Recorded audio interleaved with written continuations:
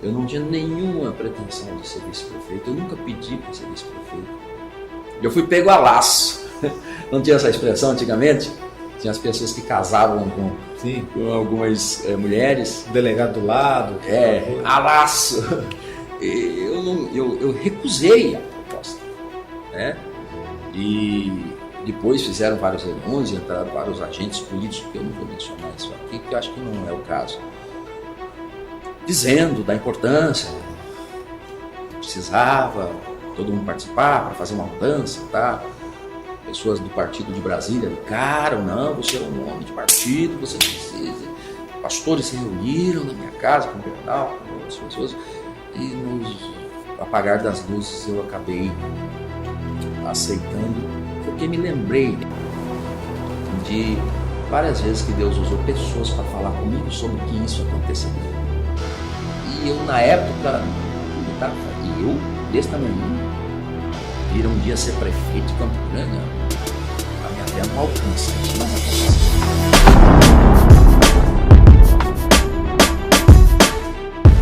Teu maior rival político é Alcides Bernal? O senhor consegue perdoar ele hoje em dia? Como que o senhor vê essa figura que acabou mudando a tua vida lá em 2012, porque o senhor chegou a recusar o convite? Eu não tinha nenhuma pretensão de ser vice-prefeito, eu nunca pedi para ser vice-prefeito. Eu fui pego a laço. Não tinha essa expressão antigamente? Tinha as pessoas que casavam com algumas mulheres. O delegado do lado. A laço. Eu recusei a proposta, né?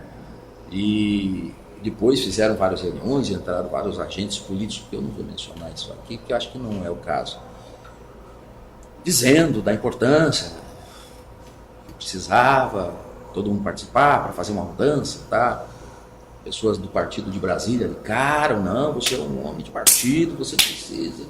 Pastores se reuniram na minha casa com o Bernal, com outras pessoas, e no apagar das luzes eu acabei aceitando, porque me lembrei de várias vezes que Deus usou pessoas para falar comigo sobre que isso aconteceria. E eu, na época, não acreditava. E eu, desse tamanho, vira um dia ser prefeito de Campo Grande, a minha fé não alcança isso, mas aconteceu. Aconteceu, e nós tivemos que, posteriormente, devido às brigas do Bernal com a Câmara. Bernal, se eu consigo perdoar o Bernal, eu consigo, sem nenhum problema. Se nós não perdoarmos, nós não poderemos ser perdoados. Não só o Bernal, eu consigo perdoar a todos, e muita gente sabe a injustiça que foi feita. Sinto muito, fico triste, porque a semente, ela germina. A Bíblia tem um verso que diz assim: tudo que o homem semear, isso também ceifará. Então todas as pessoas que cometeram algum tipo de justiça, foi dado ordem, tá? Ele não pode nem continuar, nem voltar, nem nada.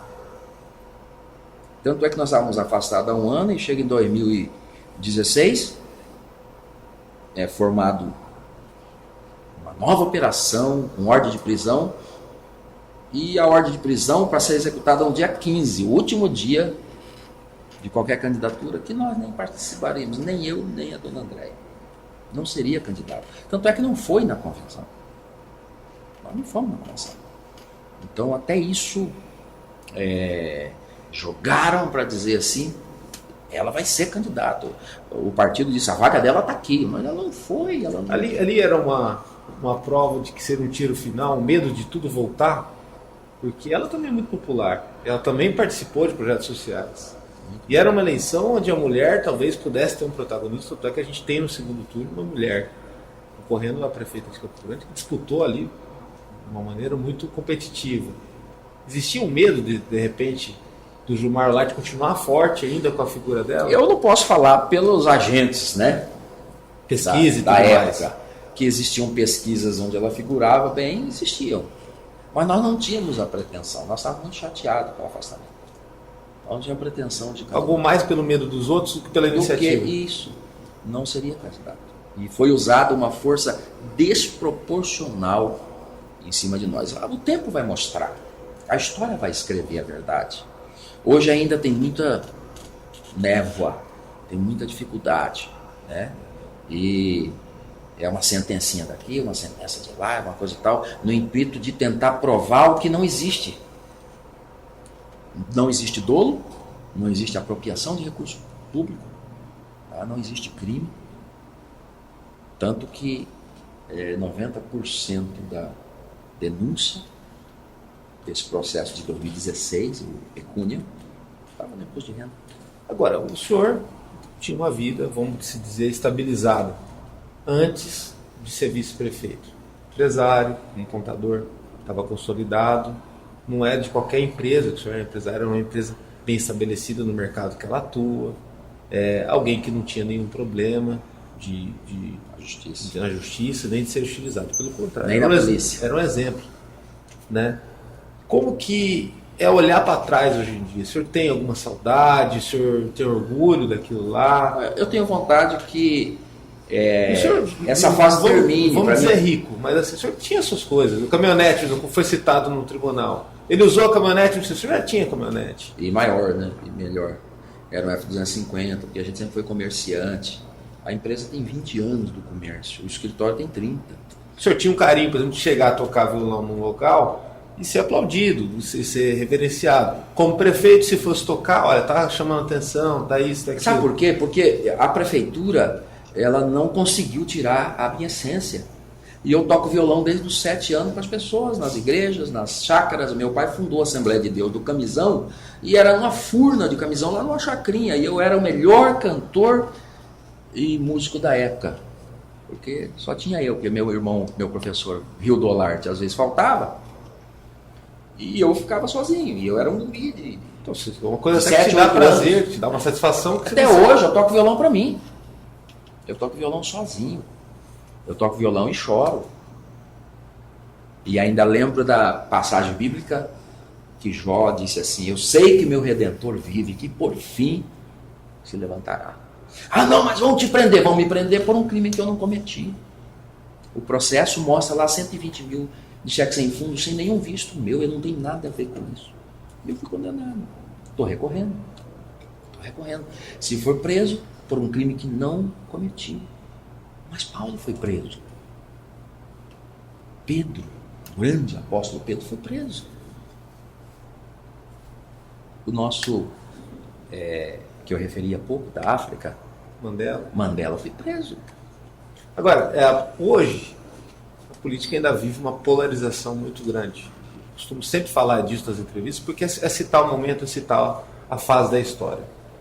Talvez menos hoje do que foi lá em 2018, mas ainda sem arrefecer. Lá em 2013, davam-se sinais, como se deram também depois em 2015 e 2016. O senhor foi vítima um pouco desse momento mais tenso da política brasileira? Eu acho que procura atacar reputações de uma maneira mais voraz do que antes? Eu acho que isso colaborou. E também... Internet, tudo mais, WhatsApp... Não, e o momento também de Lula, processo do Lula, Moro, Dallagnol, Lava Jato. Então fica parecendo que está tudo no mesmo saco. Tudo então precisa de um escândalo. Pau. Só que se você devassa o processo hoje com qualquer... Por exemplo, se quiserem pegar meu processo hoje... Não. Então vamos fazer o seguinte, você está falando aí, vamos mandar para o Conselho Nacional de Justiça julgar. Vamos, sei lá, vamos sentar e vamos, sabe, fazer um julgamento revisional, né? A gente vai encontrar, não há... Por que eu vou pegar checaiada, cheque de 700 reais, cheque de 3 mil, de 4 mil, 5 mil, sendo que tinha a empresa, as nossas empresas tinham limites enormes, tinha condição de descontar cheque, não precisava disso, não é o perfil. Não é o perfil. E aí você pega o perfil do moço, Ronan, e ele tinha tido problemas, por onde passou, com esse problema de cheque. Só que esse documento oficial que eu protocolei não aparece no processo. Agora, citando a questão de processo, você tinha uma vida, tem ainda hoje, voltou a ter essa vida mais tranquila, você tem seus prazeres, você tem sua família, ficou junto, apesar de tudo isso. E Sofreu muito, viu? Imagina. A minha família sofreu muito, porque fica parecendo assim, Gilmar Olart é um bandido, e não é. Não, o senhor foi mais que bandido, igual. Não sei se o senhor acompanha a rede social, ou deve passar por isso, além de ser hostilizado na rua. Foi gestor, está enfrentando os processos. O senhor teve aquela questão da mentira, do buraco fantasma, estava o buraco fantasma. O senhor teve matéria do Fantástico te arrebentando. O senhor teve aquela questão do pedófilo. Uma o senhor teve ameaça de morte. Uma matéria do Fantástico que processo. começa como cheque dos fiéis para comprar vereadores. Aí no meio do processo não cola, aí inverte, muda. Ah, não é mais para comprar vereadores. Agora, e muda. Então, as fissuras no asfalto é o começo do buraco. O segmento dos engenheiros, ele deu um laudo, falou, não, é assim mesmo, se tiver rajadinho, você já evita abrir um buraco. Então não tem nada errado. Não há nada errado, mas então você nota um ingrediente diferente na condução dessas coisas. Mas eu acredito muito na justiça, tanto da terra, e para isso existem as instâncias para você recorrer, como na justiça divina.